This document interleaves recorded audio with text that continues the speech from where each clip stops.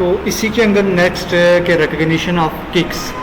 कि किक को आप किस तरह रिकग्नाइज करेंगे, किस तरह आप आइडेंटिफाई कर, आपको पता चलेगा कि यहाँ पे किक अकर हो रही है या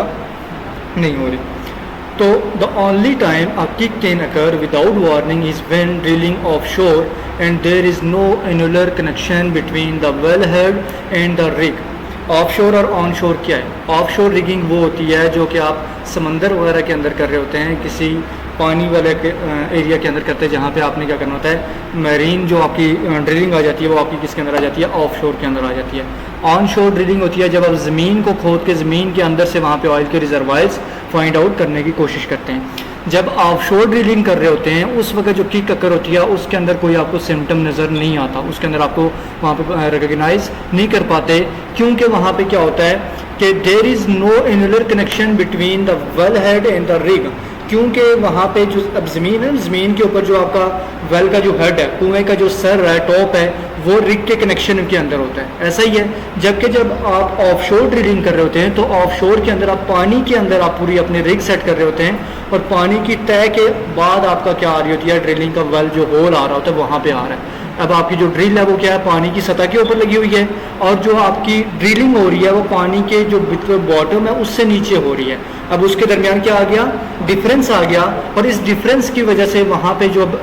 किक अकर होती है तो उसको आप रिकग्नाइज नहीं कर पाते, वो विदाउट एनी वार्निंग वहाँ पे हो जाती है। However there is never a lack of indication that a kick or blow out is occurring. लेकिन अब बेशक वो वार्निंग नहीं देती, लेकिन इसका मतलब ये नहीं है उसके कोई साइंस भी वहाँ पे मौजूद नहीं है। वहाँ पे क्या होता है, कुछ इंडिकेशंस वगैरह होती हैं, कुछ सिम्टम्स होती हैं जब आप ड्रिलिंग कर रहे होते हैं, जिसके अंदर आपको पता चल जाता है कि यहाँ पे किक जो है वो अकर होने वाली है, और वहाँ पे जो ब्लो आउट है, मतलब जो वहाँ पे नीचे फ्लूइड है वो ब्लो करने वाला है, वहाँ पे उमड़ के वहाँ से होल से बाहर आने वाला है। In the majority of situation, the borehole and the mud pits are a closed circulating system. ज़्यादातर जो मेजॉरिटी ऑफ सिचुएशन होती हैं तो उसके अंदर जो बोर होल है और जो आपका मड पिट्स हैं, मड पिट्स क्या होते हैं, तो बारीक सुराख जिनकी ओपनिंग स्मॉल होती है और उनकी जो लेंथ होती है वो बहुत ज़्यादा होती है, उन्हें हम किसका नाम देते हैं, पिट्स का नाम देते हैं। और मड पिट्स वो पिट्स जिनके अंदर वहाँ पे आपकी मड होती है जिससे आपकी मड पास हो रही होती है। जब ड्रिलिंग होती है तो ड्रिलिंग के अंदर अगर हमारा एक पाइप आपका 7 इंचज़ का या 15 इंचज़ का यूज़ हो रहा है, इसका मतलब तो ये नहीं है ना कि आप ऊपर से मड आप ऐसे करके उंडेल देंगे। अब उसके अंदर एक पाइप लगा होता है जिस पाइप के थ्रू वो मड आगे जा रही होती है, जो ग्रीस वगैरह होती है उस पाइप के थ्रू आगे पास हो रही होती है, और इसी तरह उसको हम किसका नाम देते हैं, मड पिट का नाम देते हैं। तो कहा जाता है कि मेजॉरिटी ऑफ सिचुएशन के अंदर बोर होल और जो मड पिट्स होते हैं आर क्लोज सर्कुलेटिंग सिस्टम। तो ये सर्कुलेटिंग सिस्टम के अंदर क्या होते हैं, क्लोज होते हैं, बंद होते हैं। The addition of any fluid from the formation will result in change in return flow and change in the active pit volume. और अगर इसके अंदर the addition of any fluid, अगर आप क्या करते हैं उसके अंदर किसी भी किस्म का कोई नया फ्लूइड डालते हैं, from the formation will result, तो फॉर्मेशन की वजह से वहाँ पे क्या होगा, उसके अंदर एक चेंज अकर होगा जिसकी वजह से जो नीचे पहले फ्लूइड मौजूद था, मड मौजूद थी, या आपका बाकी जो कटिंग मटेरियल था वो मौजूद था, वो वापस रिटर्न फ्लो, वो वापस बहना, वापस आना स्टार्ट हो जाएगा। And a change in the active pit volume, और जो आपका एक्टिव पिट है उसके अंदर जो वॉल्यूम है वो क्या हो जाएगा, चेंज हो जाएगा, उसका प्रेशर चेंज होना स्टार्ट हो जाएगा। One rare occurrence when surface recognition may be delayed is during loss circulation। कि एक वो आपकी रेयर सिचुएशन, रेयर अक्रेंस क्या होती है, जो कि बहुत कम होते हैं कि वो चांस हो सकता है। तो वन रेयर अक्रेंस, एक रेयर जो अक्रेंस है, व्हेन सरफेस रिकग्निशन में भी डिलेड, जब आप सरफेस के ऊपर दिल को रिकग्नाइज नहीं कर पाते, उसके अंदर वहाँ पे आपका डिले आता है, इज ड्यूरिंग लॉस सर्कुलेशन। जब आप क्या कर रहे होते हैं, आपकी सर्कुलेशन रुक जाती है, उसके अंदर कमी आ रही होती है, उसके अंदर जो सरफेस के ऊपर आपकी जो किक के चांसेस हैं वो रिकग्नाइज करने में आपको डिले होता है, आपको ताख़ीर का शिकार होना पड़ता है, क्योंकि जैसे ही सर्कुलेशन आहिस्ता आहिस्ता कम हो रही होती है तो वो एकदम से आप उसको वहाँ पे रिकग्नाइज नहीं कर पाते, एकदम से आप उसको इंडिकेट नहीं कर पाते। तो ये एक रेयर सिचुएशन आ जाती है जिसके अंदर वहाँ पे किक के जो चांसेस होते हैं वो आपको आइडेंटिफाई करने में थोड़ा सा टाइम लग जाता है। The annulus is not full and cannot be filled। और जो उसके अंदर एनुलर पाइप लगा होता है जिसमें डिफरेंट पाइप्स वगैरह आपके पास हो रहे हैं, नोजल्स वगैरह है, आपके पंप वगैरह है, उसका फ्लूइड के लिए है, बिट के लिए आपके वहाँ पे ग्रीस वगैरह जा रही है, मल्टीपल वहाँ पे आपका जो हाइड्रोस्टैटिक प्रेशर वहाँ पे अप्लाई कर रही है, तमाम चीज़ें जो है। तो the annulus is not full, जब एनुलस फुल नहीं होगा, इनके नॉट बी फिल्ड, जब उसे आप फिल नहीं कर रहे, तो उसकी वजह से भी वहाँ पे क्या हो सकता है, कीक अकर हो सकती है। When the rate of loss greater than the rate at which fluid can be pumped into the hole, it is not possible to monitor the fluid level। और कहा जाता है कि जब आपका क्या होगा कि रेट ऑफ लॉस, जो कि आपके प्रेशर के अंदर जो आपका वहाँ पे चेंजिंग आ रही है, वो अगर आपकी ज़्यादा लेवल पे है कि आपका लॉस ज़्यादा हो रहा है, the rate at which fluid can be pumped, उस प्रेशर से वो प्रेशर ज़्यादा हो रहा है जिस प्रेशर से आप वहाँ पे फ्लूइड को बाहर खींच रहे हैं, तो फिर क्या होगा कि it is not possible to monitor the fluid level. तो वहाँ पे फ्लूइड लेवल को मॉनिटर करना, उसको वहाँ पे मेजर करना आपके लिए पॉसिबल नहीं होगा। क्यों? अब उसके अंदर जो आपका फ्लो रेट है वो क्या हो गया है, ज़्यादा इंक्रीज़ कर गया है, जबकि आप जो पंपिंग कर रहे हैं, फॉर एग्जांपल हम क्या करते हैं कि हमारा वाटर बोर है ना, वाटर बोर के अंदर आप पंप के ज़रिए आप क्या कर रहे होते हैं, पानी को खींच रहे होते हैं। अगर आपका पानी नीचे बहुत ज़्यादा है, अभी आप थोड़ा सा पंप करते हैं तो वो पानी एकदम से बाहर आ रहा होता है। अब क्योंकि नीचे क्या हो रहा है कि आपका जो फ्लूइड का जो वहाँ पे फ्लो रेट है वो इंक्रीज कर गया है, और जो आपका पंपिंग रेट है वो आपका क्या है, कम कर रहा है। तो अब इसके अंदर टोटल फ्लूइड कितना मौजूद है, टोटल आपका लेवल फ्लूइड का कितना है, तो वो एकदम आप मेजर नहीं कर पाते। अब मेजर इन्फ्लक्स में occur when it will not be detected at the surface, तो इसके अंदर जो मेजर आपका इशू आता है वो क्या होता है कि वहाँ पे आप इस चीज़ को सरफेस के ऊपर वहाँ पर प्रॉपरली डिटेक्ट नहीं कर पाते। इफ़ सच एन इवेंट, अगर इस तरह का कोई वाक़या वहाँ पे हो जाता है, the well should be shut इन, तो कुएं को आपने क्या कर देना है, बंद कर देना है, shut in and shut in pressure monitor. और जब आप बंद करेंगे, उसको बंद करने के लिए जो आपका प्रेशर है उसको आप मॉनिटर करेंगे, चेक करेंगे। Pipe movement can be made by stripping through the blow out preventer and the hole can be filled using the choke and kill lines. और जो पाइप मूवमेंट होगी, जो कि ड्रिल के अंदर पाइप आपके यूज़ हो रहे हैं, can be made by stripping, उनकी जो आप स्ट्रिप्स वगैरह है वो आप बनाएंगे through the blow out preventer के through, and the hole can be filled using the choke and kill lines. और जो आपका चोक क्या आ जाती है कि वॉल वगैरह आ जाते हैं, उसको यूज़ करते हुए, और जो किल लाइन्स है उनको यूज़ करते हुए आप होल को आप क्या करेंगे, फिल करके रखेंगे। अब इसके अंदर ओवरऑल आपको क्या बताया जा रहा है कि रिकग्निशन ऑफ किक, जब आप किक को रिकग्नाइज कर रहे थे कि मालूम कर रहे होते कि किक अकर हुई है या नहीं हुई है, उस सिचुएशन के अंदर मोस्टली जो आपकी दो टाइप की आपकी क्या आ जाती हैं, ड्रिलिंग्स आ जाती हैं, रिगिंग आ जाती है। एक होती है ऑफ शोर और एक होती है ऑन शोर। ऑफ शोर जो रिगिंग है उसके अंदर जो किक को रिकग्नाइज करना मुश्किल होता है, क्योंकि उसके अंदर वहाँ पे आपका कनेक्शन नहीं होता, जो आपका रिग का जो होल ओपन हो रहा है, जो उसका माउथ है और जो आपकी रिग है उसके आपस में टचिंग नहीं होती, आपस में वो कनेक्शन नहीं होती, एक स्पेस के ऊपर होते हैं, इसलिए वहाँ पे जो वार्निंग होती है वो एकदम से नहीं मिल रही होती। जबकि उसके अंदर भी कुछ इंडिकेशंस होती हैं, कुछ साइंस होते हैं जो कि आपको वहाँ पे क्या कर रहे होते हैं, हेल्प कर रहे होते हैं आइडेंटिफाई करने में कि नीचे जो है तो एक वहाँ पे किक अकर होने वाली है। उसके अंदर क्या क्या होता है, एक तो इसके अंदर वहाँ पे मोस्टली जब आपके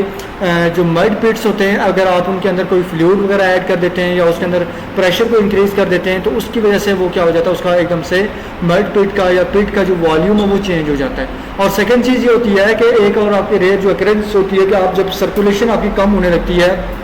तो वो आपको आइडेंटिफाई इजीली नहीं होती। कुछ इंडिकेशन उसके होते हैं जो कि आपको टाइम के बाद पता चलेंगे, लेकिन एकदम से वार्निंग नहीं मिलेगी कि हाँ नीचे कोई आपकी अनसडन चेंजिंग हो गई है। तो जब आप एनालिस्ट को प्रॉपर्ली फिल नहीं रखते और आपका जो प्रेशर वगैरह है, जो कि आपका पंपिंग प्रेशर है वो कम हो जाता है, जबकि जो आपका दूसरा आपका लॉस है तो रेट ऑफ लॉस है वो ज़्यादा हो जाता है। जब आपका नुकसान ज़्यादा हो रहा है और आपकी जो एक्टिविटीज़ हैं उनके अंदर कमी आ रही है, तो उसके अंदर भी ये आपके लिए पॉसिबल नहीं होता कि आप वहाँ पे कितना फ्लूइड लेवल है उसको वहाँ पे मेजर कर पाएँ, क्योंकि जब भी आप पंप कर रहे होते हैं, पंपिंग की जो आपकी एक्टिविटीज़ होती हैं, जिस प्रेशर के साथ, जिस फोर्स के साथ और जिस वहाँ पे रेट के साथ वो आपका फ्लूइड आ रहा है, तो वो आपको बता रहा होता है कि कितने नीचे से आप पंप कर रहे हैं, कितनी फोर्स के ज़रिए और कितने वहाँ पर डिस्टेंस के ऊपर मौजूद है, वो चीज़ें प्रॉपरली आप मेजर कर पाते हैं। लेकिन जब फ्लूइड खुद वहाँ पर बहना शुरू कर देता है तो अब आप उसका फ्लो रेट प्रॉपरली मेजर नहीं कर पाते। तो इसके अंदर आपकी ये जो चेंजिंग्स आ रही होती हैं तो इनको आपने ये सरफेस के ऊपर प्रॉपरली डिटेक्ट नहीं होती हैं,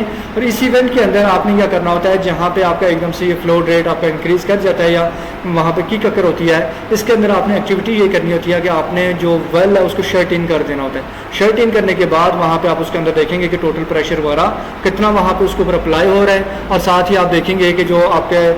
चोक वगैरह और किल लाइन है इनको यूज़ करते हुए आप क्या करेंगे, पाइप की मूवमेंट वगैरह को भी देखेंगे। इस तरह से क्या करेंगे, आप किक को वहाँ पे रिकग्नाइज करेंगे। अब ये ओवरऑल इसका इंट्रोडक्शन था। तो इसी के अंदर नेक्स्ट चीज़ आ जाती है सीक्वेंस ऑफ इवेंट्स, कि सीक्वेंस ऑफ इवेंट के जब आपकी वहाँ पे वेल बोर्ड के अंदर जब एक किक अकर होती है तो उसके अंदर स्टेप बाय स्टेप कौन से वहाँ पे स्टेजेस आते हैं, स्टेप बाय स्टेप कौन कौन सी एक्टिविटीज़ हो रही होती है, कौन कौन सा इवेंट है। In most cases the following distinct series of events led to a kick. ज़्यादातर जो केसेस है उनके अंदर ये जो सीरीज ऑफ इवेंट्स हैं ये वहाँ पे आपके क्या होते हैं, हैपन होते हैं जब भी वहाँ पे आपकी किक अकर होनी होती है। सम इंडिकेशन में नॉट अकर, इनमें से कुछ हो सकता है कि जो इंडिकेशंस हैं बाज़ औक़ात वहाँ पे ना हो और कुछ इंडिकेशन वहाँ पे होंगे, जिसके अंदर फर्स्ट वन क्या आ जाता है, the first indication is a drilling break. जब आप क्या करते हैं ड्रिलिंग के अंदर आप क्या करते हैं ब्रेक लेते हैं तो ये आपका क्या होता है, ड्रिलिंग के अंदर आपकी ब्रेक आ रही है। आपका ब्रेक का मतलब क्या होता है कि वहाँ पे आपका गैप आ रहा है, वहाँ पे ठहराव आ रहा है, वहाँ पे एक आपका बैरियर्स आ रहा है। तो उस वक्त हो सकता है कि वहाँ पे पहला जो आपका इवेंट है वो ये होता है कि आपकी जो ड्रिलिंग ब्रेक होती है वो आना स्टार्ट हो जाती है।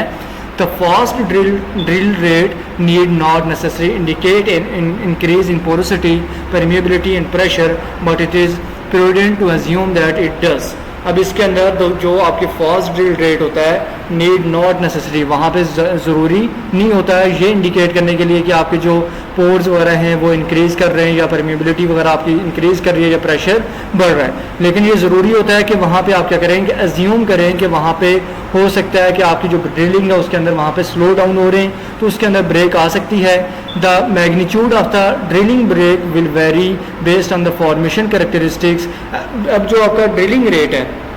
अब आपकी जो मूवमेंट चल रही है जिसके थ्रू आप कटिंग करके ज़मीन के अंदर जा रहे हैं, उसके अंदर जो ब्रेक आती है, ब्रेक कब आती है, जब आप नॉर्मल मट्टी काट रहे हैं, मट्टी काटते काटते एकदम आगे पत्थर आ जाए, जब पत्थर आ जाता है तो आपका जो ड्रिलिंग एक्टिविटी होती है एकदम से क्या हो जाती है, स्लो डाउन हो जाती है, वो आपकी ड्रिलिंग ब्रेक आ रही होती है। तो इसके अंदर भी जो मैग्नीट्यूड होगा ड्रिलिंग ब्रेक का वो डिपेंड करेगा कि वहाँ पर जो आपके अंदर फॉर्मेशन की कैरेक्टरिस्टिक्स क्या हैं। तो जो ज़मीन के अंदर कौन से लेवल पर आप पहुँचे हैं, वहाँ पर टेम्परेचर, प्रेशर और जो आपकी रॉक्स वगैरह है उनकी वहाँ पर कैरेक्टरिस्टिक्स क्या है। Regardless of the increase any significant drilling break should be check for flow, कि इसके बजाय कि आप क्या करें कि जस्ट वहाँ पे ड्रिलिंग रेट को इंक्रीज करें, वहाँ पे आपने फ्लो को भी प्रॉपर चेक करना है। दिस इज डन बाय, ये किस तरह आप करेंगे, picking up the kelly, so the kelly bushings are about 10 feets above the rig floor. अब इसके अंदर क्या करेंगे, किली जो आपकी उसके अंदर एक आपका इंस्ट्रूमेंट यूज़ होता है जो ड्रिलिंग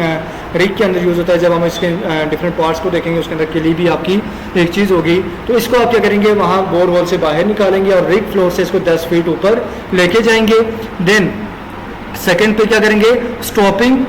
द पंपिंग, और पंपिंग जो होती है जो फ्लूइड को वहाँ से वापस निकाला जा रहा होता है एक्स्ट्रा कटिंग मटेरियल को, उसको रोका जाएगा। Observing the fluid level in the annulus to see if the well is flowing, और फिर देखा जाएगा कि वहाँ पे फ्लूइड जो है वो खुद कितना फ्लो कर रहा है। उसको जब आप पंपिंग कर रहे हैं तो वहाँ पे फ्लो रेट तो ज़्यादा हो जाएगा। तो अब आपने जब वहाँ पे उसको कैलकुलेट करना है तो आपने पंपिंग जो रेट है उसको क्लोज कर देना है, आपने पंपिंग खुद बंद कर देनी है और फिर देखना है कि वहाँ पे फ्लूइड खुद कितना वहाँ पे फ्लो कर रहा है। देन थर्ड वन के ऊपर आप क्या करते हैं, observing the fluid level in the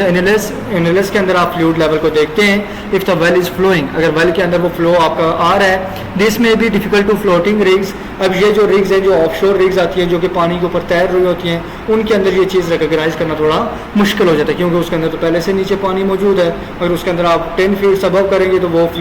जो फ्लो है वो भी तो नीचे तय में ही जा रहा होता है, वो आप प्रॉपरली कैलकुलेट नहीं कर पाते। तो जो ऑन शोर रिग्स होती हैं उनके अंदर ये कैलकुलेट करना भी ईजी होता है। तो इसके अंदर फिर क्या करेंगे आप,